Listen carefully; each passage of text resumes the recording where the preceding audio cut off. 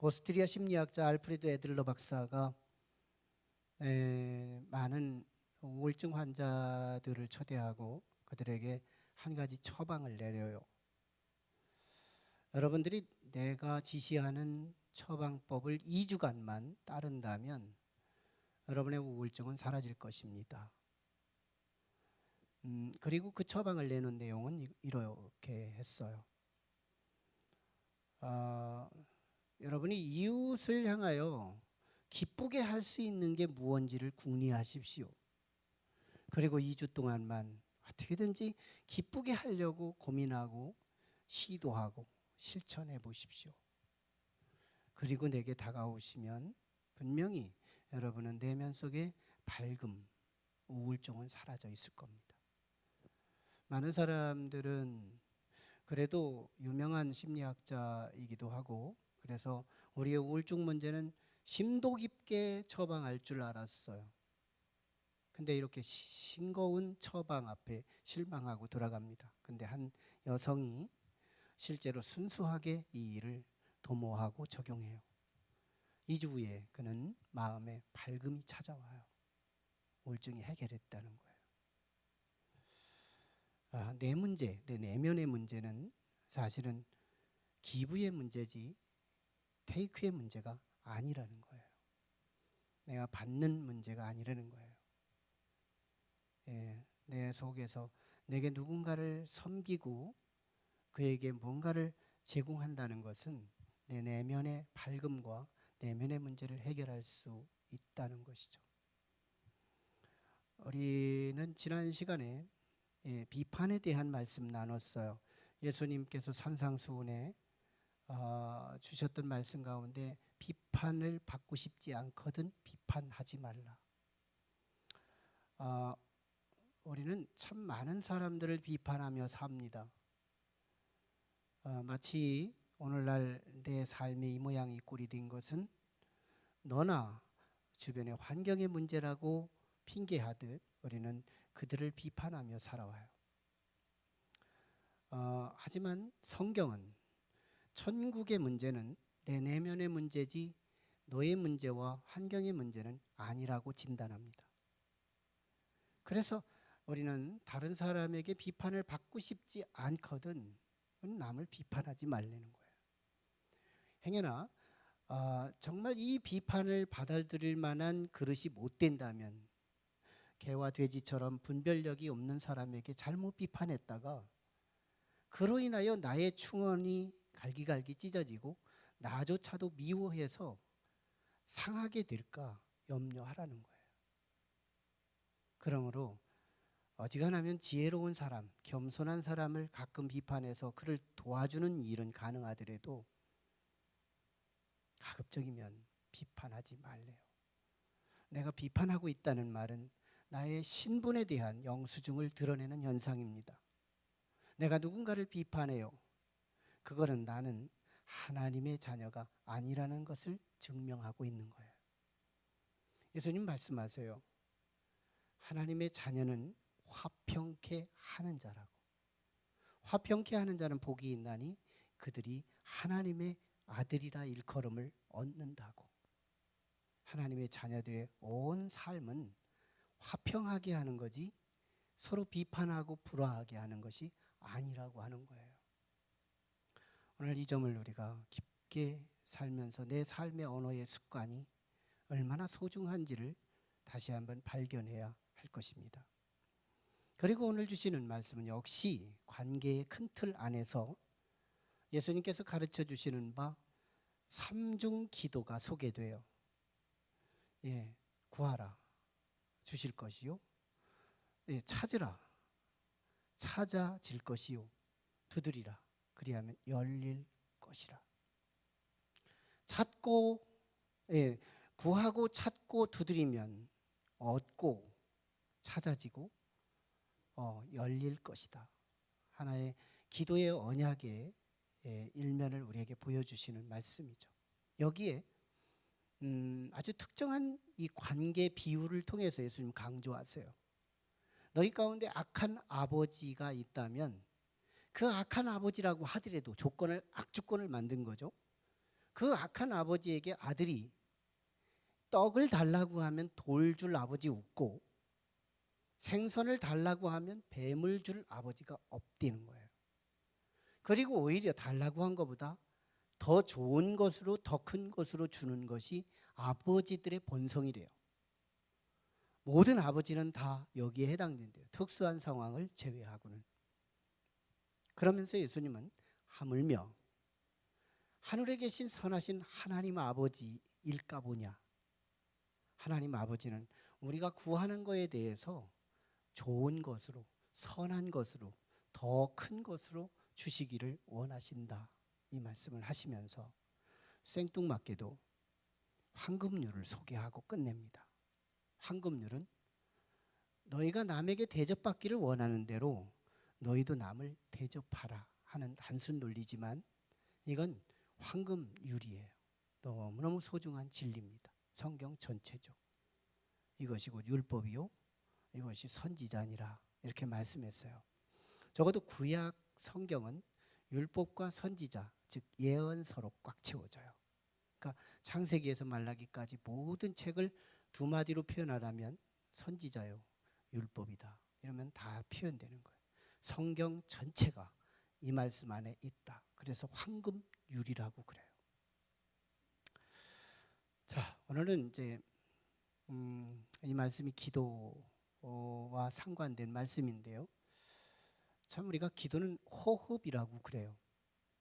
신앙생활하면서 기도는 하나 우리가 연결시켜서 살아가야 합니다.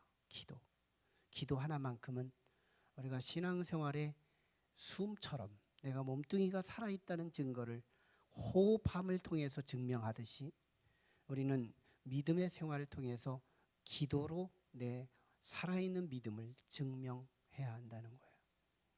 오늘 이 기도가 어떤 기도인지를 우리가 주목하고 주의 음성을 들어야 할 거예요. 우리는 성경을 읽다가 여기서 읽었던 내용이 저기서도 또 나오는 것을 보게 돼요. 그 똑같은 내용이 소개됩니다. 그럼 왜 이렇게 반복돼서 소개될까? 이것을 우리는 참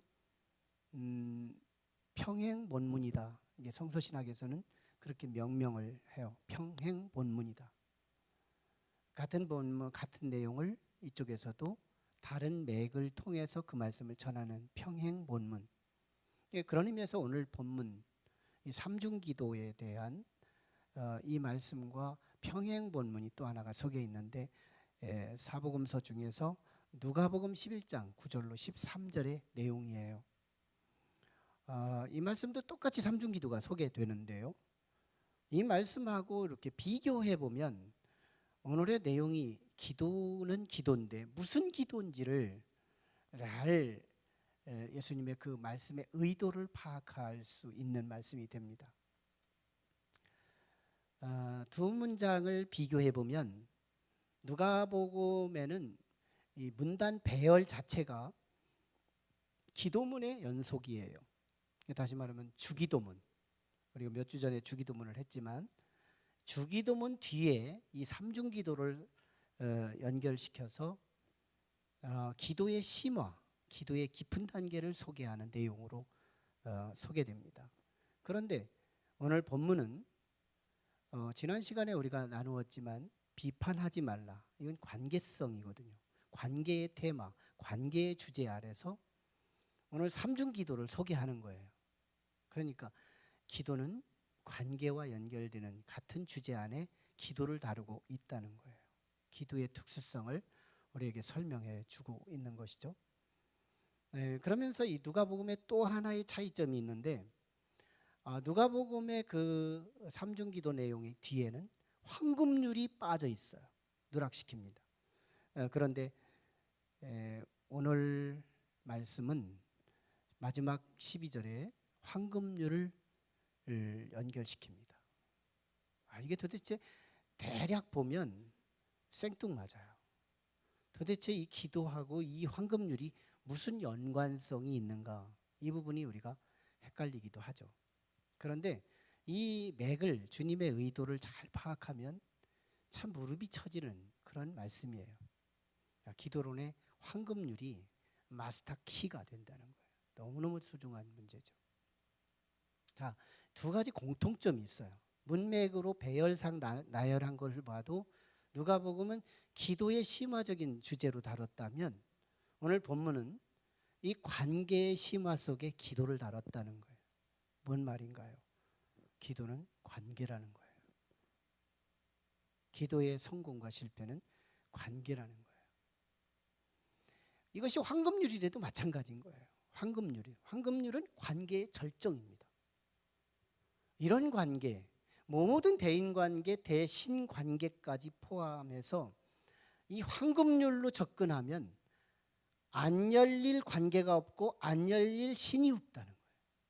황금률 뭐예요? 네가 나한테 잘해주기 전에 내가 너한테 먼저 잘해주겠다는 태도거든요. 이 관계 열쇠를 가지고 사람을 열어서 안 열릴 사람이 없고 하나님을 열어서 안 열릴 하나님이 없는 거예요. 이걸 기도에다 두는 거예요. 예수님께서 이 기도에는 관계다 하는 내용에 내증도 있어요. 오늘 기도에 구하라, 찾으라, 두드리라 이 삼중기도 다음에 이 기도를 관계에 포커스를 두고 있다는 증거는 나쁜 아버지와 아들과의 관계 속에서 증명합니다.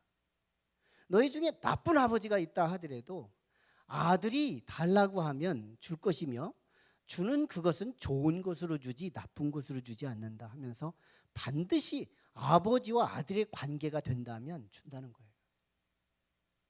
그러므로 이 기도의 맥을 보세요. 문맥으로 봐도 관계요, 내증으로 봐도 관계요, 황금률로 봐도 관계예요. 그게 예수님의 말귀를 알아들어야 되는 말씀인데 기도는 관계라는 거예요.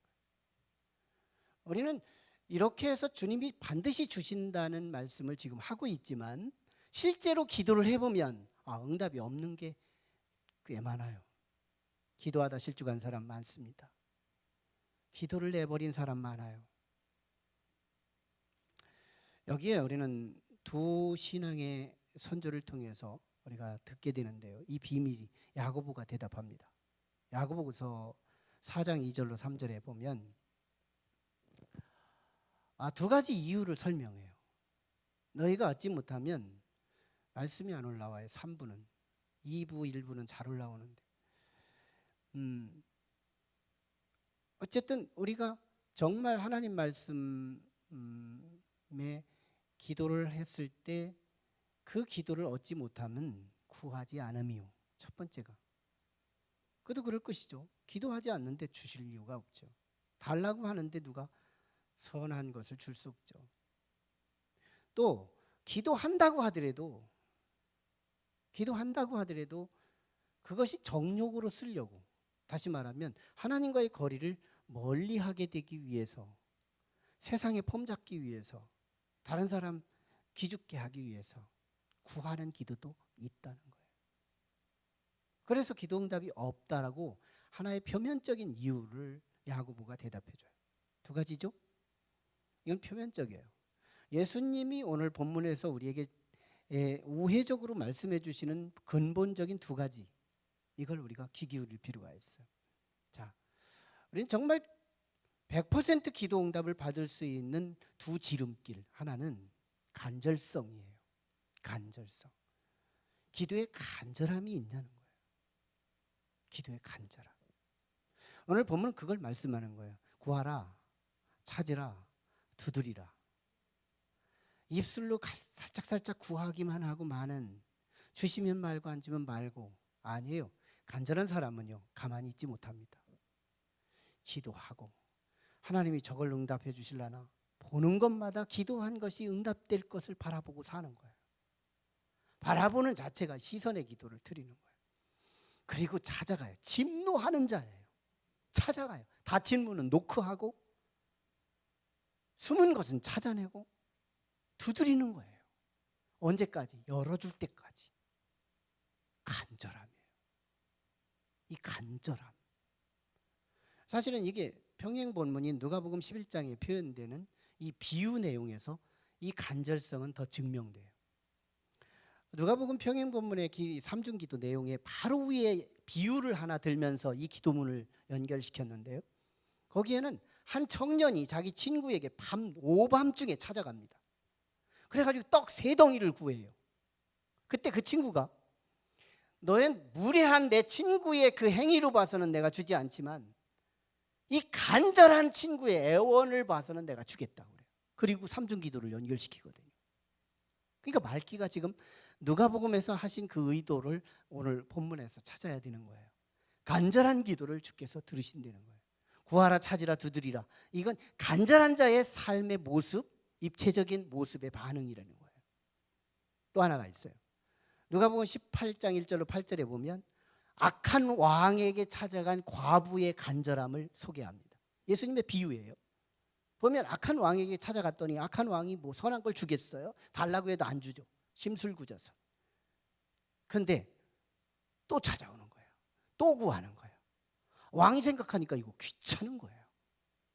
내가 귀찮아서라도 저 간절하게 찾는 저 과부의 소원은 내가 들어줘야 되겠다 해가지고 들어준 내용이 예수님의 비유로 나오거든요. 뭘 말하는 거예요? 간절함이에요. 하나님께 과연 우리는 간절함으로 가느냐는 거예요. 우리는 기도의 대체가 많아요. 하나님 앞에 내게 뭔가를 구하다가 대체시키는 거예요. 아프면 약국부터 찾아가고 병원부터 가는 거예요. 기도가 선발대가 아니라 약국이 선발대예요. 대체하는 거예요. 기도를 대체시킬 게 많아요.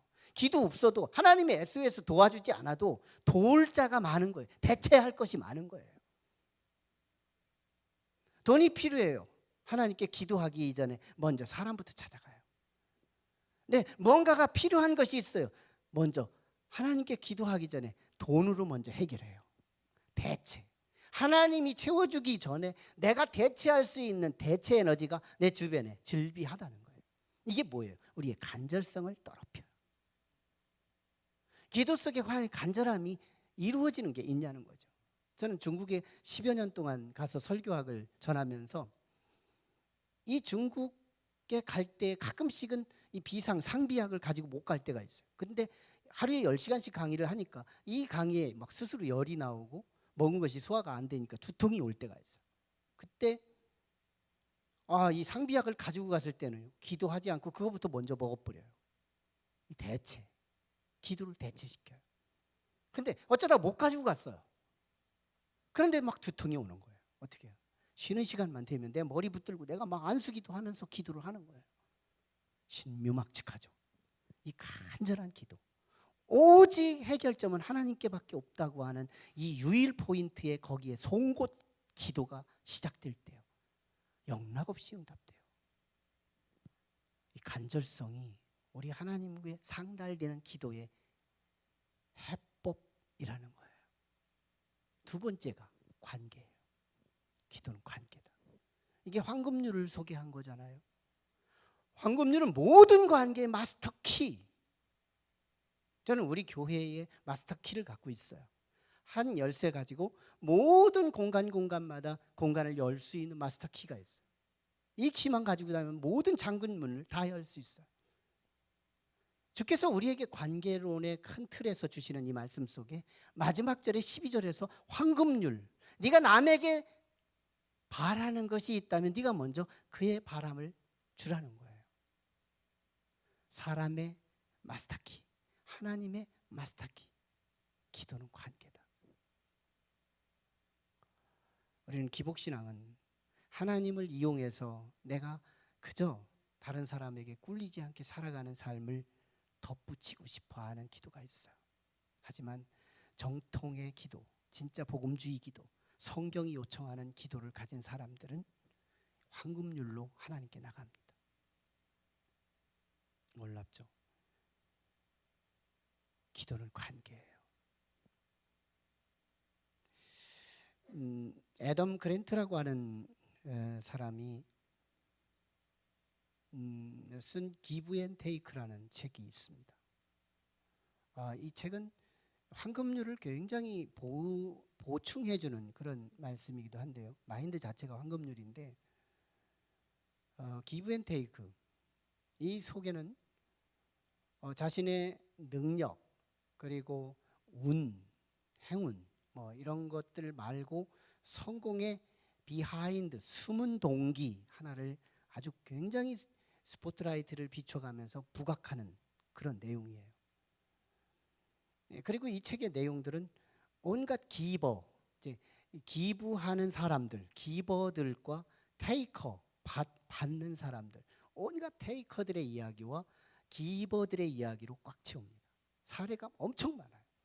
나름대로 사회적 어떤 욕구가 달성되면서 소위 세상적으로 성공했다고 하는 사람들의 공통 인수들을 찾아내는 책인데요.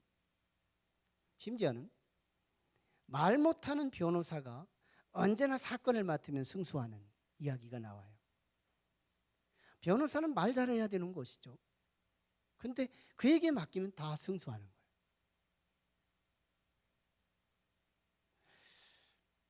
어떤 사람을 설득하는 과정도 없는데 그 사람이 설득되는 내용도 소개돼요. 이 온갖 기버들을 다시 해석해내면서 이 기버들의 삶은 내가 너를 빛나게 할 때 내가 빛이 들어온다는 것을 깨달아요. 알아요. 삶의 철학이 있는 거예요. 그도 그럴 것이 너에게 빛이 나면 내게 후광이 돼서 나도 밝아지는 거잖아요. 이 철학을 갖고 살더라는 거예요. 말 못하더라도 설득할 수 있고 말 못하더라도 승수할 수 있는 그런 삶의 모습을 보면 그들의 공통점은 기버들이라고 하는 거예요. 주는 영성이에요. 우리는 준다고 하면 돈만 주는 것만 생각하는 거예요. 우리는 돈 말고 줄 게 얼마든지 많아요. 눈빛 하나 선하게 줄 수 있고 말 한마디 선하게 줄 수 있고 태도 하나만 선하게 줘도 많은 걸 주는 거예요. 이 기버의 삶, 남들이 나에게 사람답게 대해주기를 원하는 만큼 나 또한 너를 사람답게 대해주고자 하는 이 태도, 내가 먼저, 네가 먼저 나에게 먼저 해주기를 바라지 않고 내가 먼저 너에게 적극적인 삶을 통해 너에게 선한 것을 네가 기대하는 걸 내가 채우겠다는 거. 안 열릴 사람이 없고 안 열릴 신이 없는 거예요. 여러분, 이 삶 속에 놀라운 비밀을 주는 거예요. 그는 성공이라는 걸 거머쥐드리는 거예요. 예수님이 그랬어요. 황금률로 이 기도에 막을 내려요. 하나님도 그렇대요. 10년 전이었어요. 한 권사님이 저에게 찾아왔어요. 목사님, 어느 아파트를 분양을 했는데 건축 이전에 분양 조건을 맞추면 특혜가 크기 때문에 아파트 분양을 했는데 이 건축 회사가 부도가 나는 바람에 거의 퍼센트 찾을 수 없도록 몇 억을 투자했는데 찾을 수 없게 된 거예요. 기도해달라는 거예요. 기도 주제를 받았는데 부담은 되지만 그래도 기도시키는데 어떻게 해요? 기도의 종이니까 기도했죠. 근데 그 다음 주간에 거액의 11조가 들어온 거예요. 너무 반가웠어요. 권사님, 이 문제 해결됐습니까?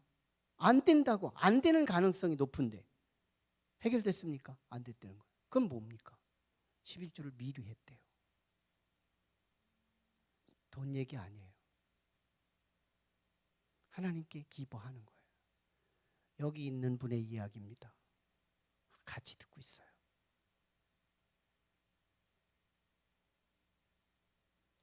그 뒤로요, 저는 두려움이 왔어요. 도대체 이 응답이 안 되면 어떡할 거냐는 거예요. 응답이 안 되면 어떻게 해요? 이 성도의 상처와 이 실족, 그게 미리 보이는 거예요. 결정적일 때는 목사가 성도보다 믿음이 딸릴 때가 있더라고요. 딸리는 거예요. 나는 불안한 거예요. 기쁠 수 있잖아요. 근데 오히려 불안한 거예요. 그 불안이 기도를 더 간절하게 만들어, 절실하게 만들어. 2주 뒤에 그 돈을 다 찾았대요. 할렐루야, 영광을 돌렸죠. 그분의 기도는 대차요. 우리 늘 얘기할 때 소통하는 대화가 있어요. 권사님은 하나님이 무서워한다고. 과연 무서워서 하는 말이 아니라 제깍제깍 기도 응답의 이 확률과 응답의 빈도를 보면서 하나님이 무서워한다고. 당신이 붙들고 기도하는 그 기도를 아버지가 들으신다고. 큼직큼직한 것을 갖고 와서 기도를 부탁하는데요, 응답받는 체험이 많은 거예요. 하나님에 대해. 그리고 지금에 보면 동서남북을 봐도요, 복된 게 얼마나 많은지 몰라요. 가족들이 한 사람 한 사람 다 복이 있어요. 복을 달고 다니는 거예요. 여기서 give a face, 하나님을 향하여 이미 우리는 받은 게 크거든요. 사실은 우리 하나님의 주님께서 우리에게 주시는 것을 생각해 보면 하나님이 이미 주신 게 너무 많아요. 그래서 우리가 깨닫지 못해서 그럴 뿐이지, 이미 주신 거, 영원한 문제, 천국 백성으로 우리의 신분을 옮겨주시고 거기에서 영원토록 하나님과 함께 왕노릇하는 그 약속이 우리에게 있는 것으로 보면 우리는 기도응답 앞으로 하나도 없어도 사실은 괜찮은 정도로 우리는 이미 받은 게 커요. 그런데 하나님을 향하여 아무리 갚아도 더 갚을 수 없는 이런 상황에 이 기버 페이스, 주는 신앙. 구약의 기버가 누구예요? 사르밧 과부죠. 마지막 떡 만들어서 먹고 죽어야 할 그것을 하나님의 사람이 내놓으라고 하니까 그냥 내놓는 거예요. 목숨을 내놓는 거예요. 이 기버 신앙이 떨어지지 않는 기름과 떨어지지 않는 밀가루의 이족과 표적의 주인공이 되더라는 거예요. 문제는 우리 예수님께서 이 기도의 말미에 악한 아버지라도 자기의 아들에게는 좋은 것을 준다고 하는 이 말씀을 통해서 우리 하나님 아버지의 선한 응답에 대해서 약속하고 있는 내용인데요, 하나님은 좋은 걸 주신다는 거예요. 근데 문제는 내 삶 속에 기도를 해보면 내가 원하는 것보다 안 좋게 응답되는 것들이 우리의 현실이에요. 이게 우리를 헷갈리게 하는 거예요. 이런 걸 잘 처리할 필요가 있는 건데요, 과연 내가 마음속에 기도했는데 하나님이 처분하신 것이 내게 참 분수에 넘치는 것도 가끔은 주지만 어떤 때는 참 쪽박 같은 응답이 올 때가 있어요. 하나님이 살아계시다면 이럴까 할 정도로. 근데 잘 보면 한참 지나고 나면 그게 옳다는 게 인정될 때가 있어요. 잘못 봤다는 얘기죠. 잘못 봤다는 거예요. 어떤 분이 사업이 쫄딱 망했어요. 기도했는데도 망했어요. 근데 이 사업 망하고 다시 사업을 했는데 그게 대박 친 거예요. 끝까지 가서 보면 그 망한 것이 잘된 것으로 이루더라. 합력하여 선을 이루는. 이게 시선이 굴절됐기 때문에 그런 거예요. 그래서 누가복음 11장 9절로 13절에 나온 평행 본문에 보면 좋은 것을 주시는 하나님의 그 실체를 소개하는데 그게 바로 성령이에요. 성령. 그러니까 우리가 기도하면요, 하나님이 먼저 돈 달라고 기도하기 전에, 돈을 주시기 전에 주시는 게 뭐냐면 성령이에요. 하나님이 좋은 걸 주신다고 할 때 우리에게 주시는 성령이 우리 안에 들어와요. 하물며 귀신을 섬기는 무당들도 귀신이 들어와서 능력을 발휘하는데, 천지를 창조하신 하나님 아버지를 믿는 우리가 그 영이 우리 안에 없다면, 빈 껍데기라면 우리가 진짜 그리스도인일까요?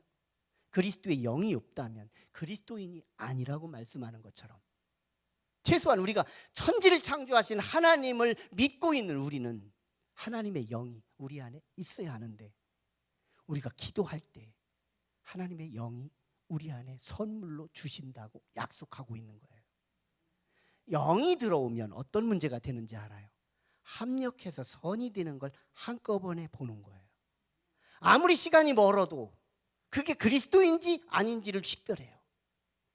2000년이 지난 십자가의 순환의 사건이 있더라도 그분이 나를 위해 죽어주셨다는 사실이 볼 수 있는 사람이 누구냐면 성령의 눈을 가진 사람이에요. 그래서 성령을 먼저 받는 거거든요. 하나님은 우리에게 성령 받기를 먼저 원하시고, 그 성령의 눈을 가지고 우리에게 처분하는 모습을 보면 하나님에 대한 절대 신뢰를 회복할 수 있게 되는 거예요. 이쯤 되면 우리는 응답보다 기도의 목적인 또 하나의 목적은 하나님과 나 사이의 과거적 관계가 아니라 현재적 관계를 누리는 자가 돼요. 이게 하박국입니다. 밭에 소출이 없고 외양간에 송아지가 없어도 나는 여호와로 인하여 즐거워하고 하나님으로 말미암아 기뻐하리로다. 하나님을 즐기는 거예요. 여러분, 여기까지 가보시라고요. 하나님은 이미 주셨어요. 하나님은 이미 황금률을 우리에게 이루어 주셨어요. 천국의 문제, 지옥의 문제를 해결해 주셨기 때문에 우리는 정말 말로 표현할 수 없는 어마어마한 것을 우리에게 황금률로 이루어 주셨어요. 하나님은. 그러므로 이제 우리가 황금률만 지킬 수 있다면, 이제 하나님께서 내게 뭔가를 해주기 이전에 내가 하나님께 기뻐하고 하나님의 사람들인 내 이웃들과의 기뻐의 삶으로 한 웃음, 미소, 사랑, 언어, 정말 친절한 고무적인 표현들 하나를 하나씩 기뻐하면서 살게 된다면 나를 향하여 얼음장처럼 얼어붙은 문들은 열리게 될 것을 믿습니다. 우리의 삶이 바뀌는 거예요. 하나님께 구하면 하나님께서 사람을 시켜서 응답해 주시고자 감동이 된 사람이 갑자기 김치 갖고 오고 내게 필요한 것을 갖다 주고 이러면서 풀려지는데, 하나님과의 관계가 풀린 사람이 사람들과의 관계가 풀려졌을 때 하나님이 명령하시면 저 사람이 천사되어, 저 사람이 수발되어 나의 기도 응답의 채널로 내게 돌아오더라는 거예요. 중요한 건 기도는 열심히 하는데 하나님과의 관계가 뚝 끊어졌어요. 기도는 열심히 하는데 사람들의 관계가 뚝뚝 끊어졌어요. 어불성설이다. 24시간을 기도해도 아무것도 응답이 없는 조건에서 우리는 기도하더라는 거예요. 최소한 냉랭한 사람이라도요, 간절함으로 축구하면 그 사람이 열려요. 저는 이 코로나 기간에 어느 행사에 2가지를 참여하지 않기로 작정했어요. 이들이 아무리 해도 나는 코로나 기간에 우리 교회 경제가 어려우니 참여하지 않겠습니다. 으름장을 놓고 전화가 와도 안 받았어요. 그런데 이 양반이, 담당자가 1번 전화하고 2번 전화하고 또 전화하고 계속 전화하는 거예요. 인격을 모독해도 보통 모독하는 게 아니라는 생각이 들어서 딱 받았어요. 받아서 나도 핑계 좀 대려고 받았는데 또 자기 사정을 얘기하면서 설득하기 시작하는데요, 낮은 자세로 나를 높여가며 계속해서 이번에 조금이라도 좀 도와주시죠, 조금이라도 도와주시죠. 2개를 캔슬 놓기로 작정했던 나는 2개를 다 따라줬어요. 여기에 간절성 앞에 항복할 수밖에 없는 나를 경험한 거예요. 같은 하나님이지만 과연 내 문제가 간절하냐는 거예요. 하나님을 향하여 간절하냐, 그리고 그 하나님이 내 아버지냐는 거예요. 나는 그의 아들이고 자녀냐는 거예요. 관계가 분명하고 간절함이 분명하다면 100개, 1000개 우리는 하나님 앞에 응답의 풍성한 삶 속에 신앙의 즐거움과 신앙의 기쁨이 우리의 삶의 문화가 될 것입니다. 기도하시죠. 우리 같이 기도하실 때, 기도는 관계입니다.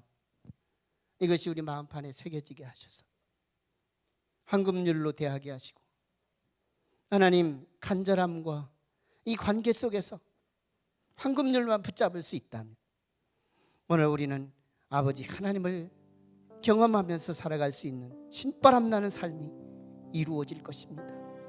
하나님, 기도를 붙잡게 해주세요. 기도를 붙들고 승리하게 도와주세요. 함께 같이 중보하며 기도합니다. 거룩하신 아버지,